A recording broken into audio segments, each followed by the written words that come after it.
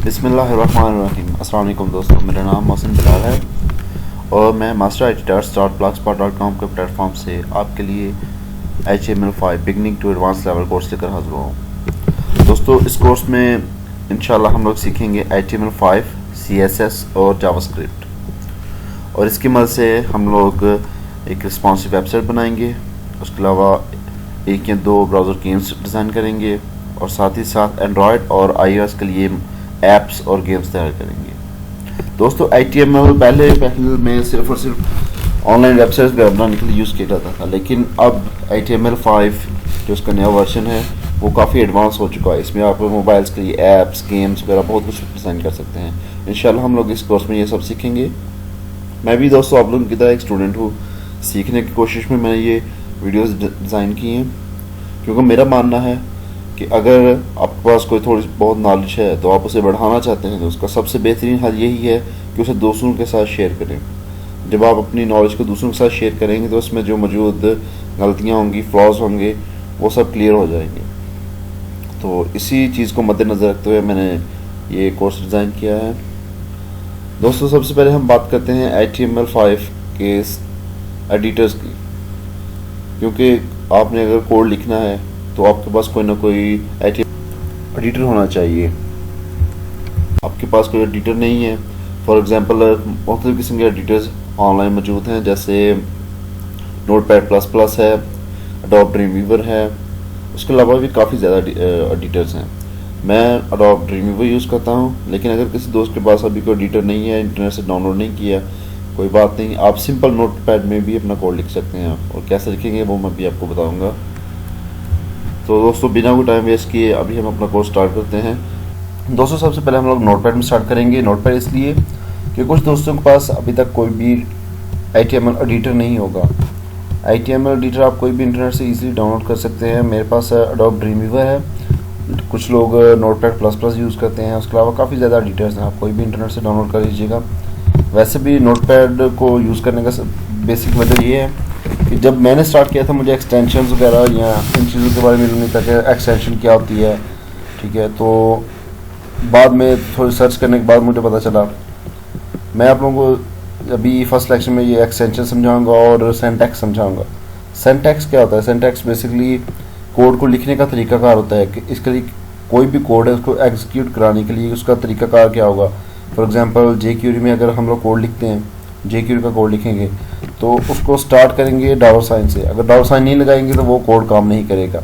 इसी तरह HTML है, HTML का अगर कोड हमने लिखना है तो जो भी कमांड हम देना चाहते हैं अपनी वेबसाइट को या अपनी कोई ऐप को, तो वो ग्रेटर देन और स्मॉलर देन की ब्रैकेट के अंदर दी जाएगी।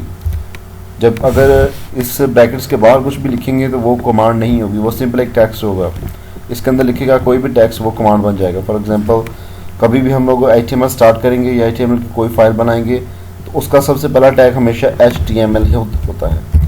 इन ब्रैकेट्स के अंदर लिखी गई कमांड और ब्रैकेट्स ये सब मिलकर एक टैग बनते हैं, इसको हम लोग टैग कहते हैं।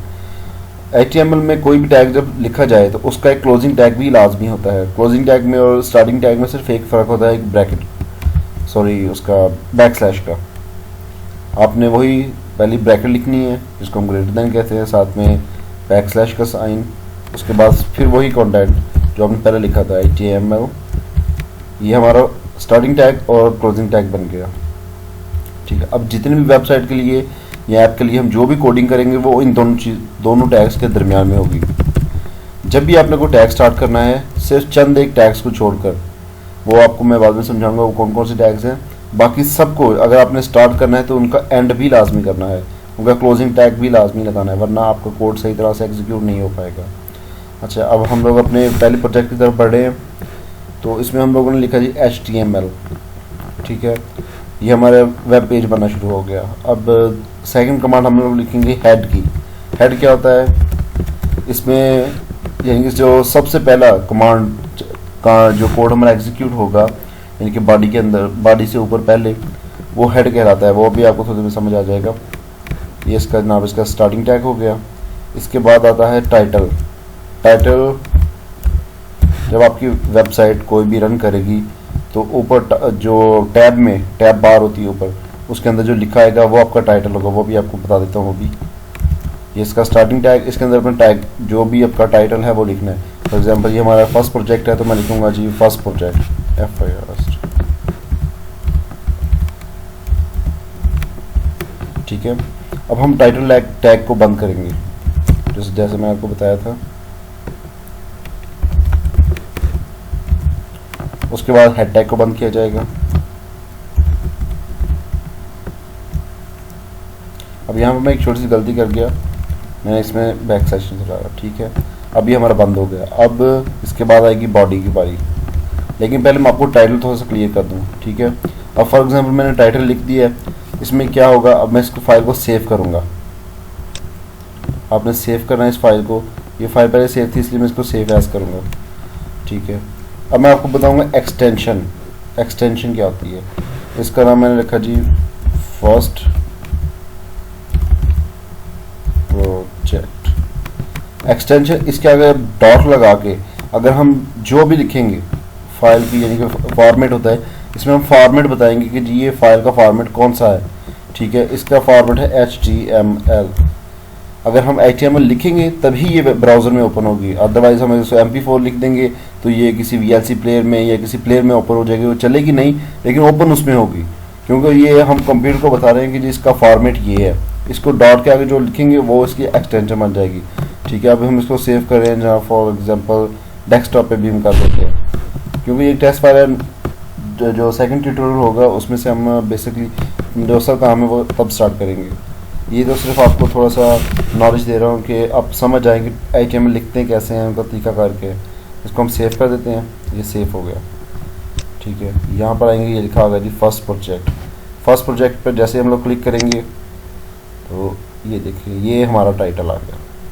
ये जो आपको नज़र आ रहा है ऊपर वाला हिस्सा, ये लिखा गया फर्स्ट प्रोजेक्ट। बाकी वेबसाइट अभी तक पूरी खाली है, एक एम्प्टी पेज है, लेकिन जो टाइटल में हम लोगों ने अपना नाम लिखा था वो यहाँ पर आ गया फर्स्ट पेज। अब हम लोग उसी कोड में दोबारा जाएंगे। अब इसके आगे हेड के बाद, हेड के अंदर भी कुछ और चीज़ें लिखी जाती हैं लेकिन वो बाद में एडवांस पे आ जाएंगी। स्क्रिप्ट लिखा जाता है, यानी कि जो हम जावास्क्रिप्ट लिखेंगे वो उसके अंदर लिखेंगे, CSS हेड के अंदर लिखेंगे। ठीक है, फिलहाल मैं आपको बताऊँगा अभी HTML, आज पहले जो लेक्चर्स में HTML के बारे में बताऊँगा। अभी हम कर रहे हैं बॉडी। ये सबसे मेन इसका जो है टैग है, ये जो बेसिकली लिखे हैं ये सब बहुत ही मेन है, इनके बिना आप काम नहीं कर सकते। HTML, हेड, टाइटल, बॉडी, इन टैग्स के बिना आप काम नहीं कर सकते। इसमें आपको ये सब टैग्स लगाने पड़ेंगे। ठीक है, अगर हम लोगों ने बॉडी का टैग स्टार्ट किया तो उसको एंड भी करना पड़ेगा। ठीक है, अब एक चीज़ और आपको बता दूं, एट्रीब्यूट। एट्रीब्यूट क्या होती हैं, टैग की कुछ स्पेशल, आप समझ सकते हैं कि खासियतें होती हैं, स्पेशलिटीज़ होती हैं जिनको हम एट्रीब्यूट्स कहते हैं। अब ये टैग जो बॉडी का, यानी कि वेबसाइट की जो पूरी बॉडी होगी ना उसका टैग है। अब जो भी लिखा जाएगा वो इन दोनों टैग्स के दरमियान में लिखा जाएगा। ठीक है, अब एट्रीब्यूट जो है ना वो हम बॉडी के एट्रीब्यूट लिखते हैं जी, इसका PG कलर चेंज करते हैं जी, बॉडी का जो कलर है ना तो इसकी स्पेशलिटी है वो चेंज कर रहे हैं हम, PG कलर। इसमें COLOR वाला कलर लिखना है, COLOUR वाला कलर नहीं है। BG कलर लिख के उसके आगे इक्वल साइन, फिर ये सेमीकोलन्स, इनके दरमियान में हम कोई भी कलर लिख देंगे। ठीक है, रेड, ग्रीन, ब्लू, कुछ भी।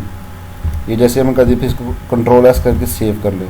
सेव करने के बाद जैसे ब्राउज़र में आप जाके अपने पेज को रिफ़्रेश करेंगे तो देखें बॉडी का कलर चेंज हो चुका है। ये इसने अपनी यानी कि एट्रीब्यूट में से जो कमांड हमने उसको दी थी इसने वो पिक कर लिया, अब ये रेड कलर हो चुका है। ठीक है दोस्तों ये था हमारा पहला लेक्चर। इंशाल्लाह नेक्स्ट लेक्चर में आपको मज़ीद काफ़ी ज़्यादा अच्छी कमांड्स बताऊंगा, और इस जो कमांड्स का जो बेसिक हमारी कमांड्स वगैरह है उनको 2-3 लेक्चर्स के अंदर कवर करके तो हम फिर किसी प्रोजेक्ट की तरफ चलेंगे।